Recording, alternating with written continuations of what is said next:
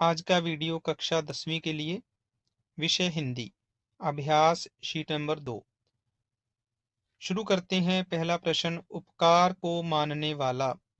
उपकार को मानने वाला अनेक शब्दों के लिए एक शब्द। इस वीडियो में हम अनेक शब्दों के लिए एक शब्द है उनका अभ्यास करेंगे। तो पहला प्रश्न है, उपकार को मानने वाला। जो व्यक्ति उपकार को माने उसको क्या कहेंगे? उसका उत्तर है कृतज्ञ।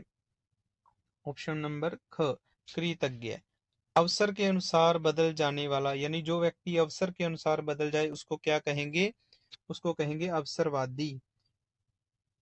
अगर ये बदलकर इस तरह से आ जाए कि मौके के अनुसार बदल जाने वाला, तो क्या कहेंगे? मौकाप्रस्त। तो यहाँ पर आया है अवसर के अनुसार बदल जाने वाला, तो अवसरवादी। तीसरा प्रश्न है, अचानक होने वाली घटना या बात, यानी ऐसी घटना या ऐसी बात जो अचानक हो जाए, तो इसका जो सही उत्तर है उसको क्या कहेंगे? आकस्मिक। तो सही ऑप्शन है घ, आकस्मिक। नेक्स्ट प्रश्न है, अपना मतलब निकालने वाला, यानी वो व्यक्ति जो अपना मतलब निकालता है उसको क्या कहेंगे? तो इसका सही उत्तर है ग, स्वार्थी। अगर ऑप्शन में होता मतलबी तो वो भी बिल्कुल ठीक था। तो यहाँ पर जो इसका उत्तर है स्वार्थी। नेक्स्ट हम बात करते हैं प्रश्न नंबर 5, आंखों के सामने होने वाला। आंखों के सामने होने वाला, इसका जो सही उत्तर है वो है ग, प्रत्यक्ष। प्रत्यक्ष यानी जो आंखों के सामने हो। नेक्स्ट हम बात करें प्रश्न नंबर 6, ईश्वर में विश्वास रखने वाला, यानी जो व्यक्ति ईश्वर में विश्वास रखता है उसको क्या कहेंगे? तो इसका सही उत्तर है ख, आस्तिक।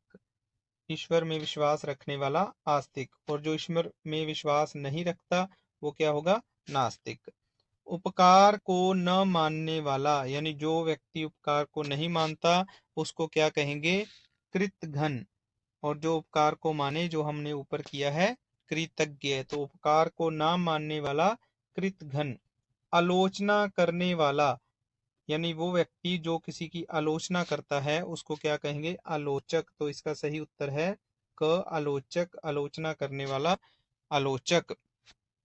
प्रश्न नंबर 9, आगे या भविष्य की सोचने वाला, यानी जो व्यक्ति आने वाले समय के बारे में सोचे, दूर की सोचे, उसको हम क्या कहेंगे? दूरदर्शी। तो इसका सही उत्तर क्या होगा? दूरदर्शी, यानी आगे या भविष्य की सोचने वाला। ऊपर कहा गया, जो 10 नंबर है, ऊपर कहा गया, उसको हम क्या कहेंगे? उपरयुक्त। तो इसका सही उत्तर है ख, उपरयुक्त।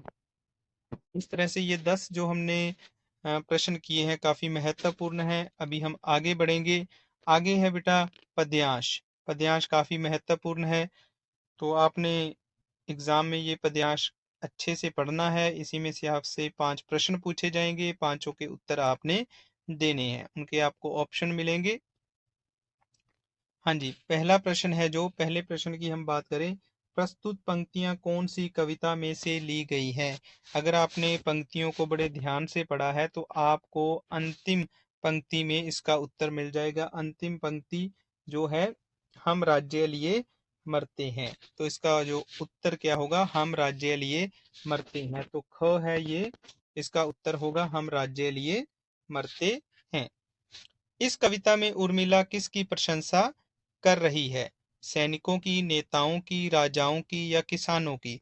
तो इस कविता में उर्मिला ने किसानों की प्रशंसा की है, तो इसका सही उत्तर क्या होगा? घ, किसानों की। नेक्स्ट जो प्रश्न है वो है, किसान किस प्रकार परिश्रम रूपी समुद्र को तैरकर पार करते हैं? किस प्रकार परिश्रम रूपी समुद्र को तैरकर पार करते हैं? वाद विवाद से, बिना परिश्रम के, सहनशीलता से, ऊपर्युक्त में से कोई भी नहीं। तो इसका सही उत्तर क्या होगा? सहनशीलता से। तो सहनशीलता इसका जो उत्तर है वो ठीक है। प्रश्न नंबर 4 है। प्रश्न नंबर 4 की बात करें, इस पद्यांश में आए प्रहरी शब्द का क्या अर्थ है? प्रहरी शब्द का क्या अर्थ है? प्रहरी का मतलब किसान, रक्षक, पहरेदार या उपरयुक्त में से कोई नहीं। प्रहरी हम कहते हैं पहरेदार को, तो इसका सही उत्तर क्या होगा? पहरेदार। नेक्स्ट जो अंतिम प्रश्न है,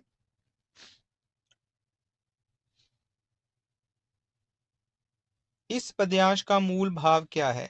इस पद्यांश का मूल भाव क्या है?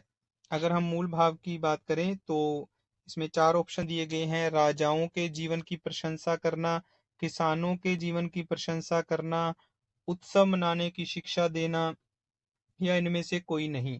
तो अगर हम देखें तो इसका सही जो उत्तर है वो क्या बनता है? ख, किसानों के जीवन की प्रशंसा करना, कि किसान किस तरह मेहनत करते हैं और लोगों का, दुनिया का, जगत का पेट भरते हैं, यानी वो अन्नदाता है, इसलिए किसानों की प्रशंसा की गई है।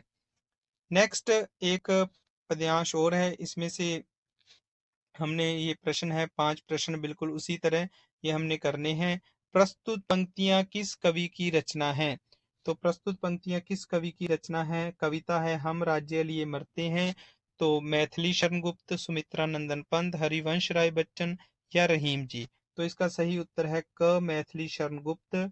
हम राज्य लिए मरते हैं मैथिली शरण गुप्त द्वारा रचित है। उर्मिला के अनुसार कौन सा वर्ग अपना अधिकांश समय मीन मेक करने में निकालता है? अब मीन मेक का मतलब क्या होता है? मीन मेक का मतलब होता है कमियां निकालना। तो कौन सा वर्ग है जो अपना ज्यादातर समय है वो मीन मेक निकालने में व्यतीत करता है? इसमें जो 4 ऑप्शन दिए गए हैं, किसान है, बुद्धिजीवी वर्ग है, नेता है, या इनमें से कोई नहीं। तो इसका सही उत्तर क्या होगा? ख होगा, बुद्धिजीवी वर्ग, जो कि अपना अधिकांश समय क्या है? कमियां निकालने में, मीन मेक करने में निकालता है। नेक्स्ट हम बात करें तो प्रश्न नंबर 3, इन पंक्तियों में आए मीन मेक शब्द का क्या अर्थ है? जो कि हम ऊपर बता चुके हैं। मीन मेक करना, दोष निकालना, कमियां निकालना, तर्क वितर्क करना, या उपर्युक्त सभी। अगर हम देखें तो इसका उत्तर क्या बनेगा? इसका उत्तर बनेगा उपर्युक्त सभी, यानी मीन मेक निकालना, किसी में हम दोष निकालते हैं, कमियां बताते हैं, या तर्क वितर्क करते हैं, ये इन तीनों का अर्थ, यानी अगर हम बात करें ये तीनों जो शब्द हैं वो मीन मेक शब्द के अर्थ हैं। तो उपर्युक्त सभी है ये इसका सही उत्तर होगा। नेक्स्ट है प्रश्न नंबर 4, किसान व्यर्थ के वाद विवाद को छोड़कर किस धर्म का पालन करते हैं? जो किसान है वो वाद विवाद को छोड़कर, यानी जो है तर्क वितर्क को छोड़कर, वाद विवाद को छोड़कर किस धर्म का पालन करते हैं? हिंदू धर्म का, मुस्लिम धर्म का, मूल धर्म का, या सिख धर्म का? तो इसका सही उत्तर क्या है? मूल धर्म। नेक्स्ट प्रश्न है, इस पद्यांश का केंद्रीय भाव क्या है? तो इस पद्यांश का केंद्रीय भाव वाद विवाद करने की शिक्षा देना, किसानों के सादे और शांतिपूर्ण जीवन की प्रशंसा करना, बुद्धि का त्याग करना सिखाना, मीन मेक करने की प्रवृत्ति को बढ़ावा देना। तो इसका सही उत्तर क्या होगा? इसका सही उत्तर है किसानों के सादे और शांतिपूर्ण जीवन की प्रशंसा करना।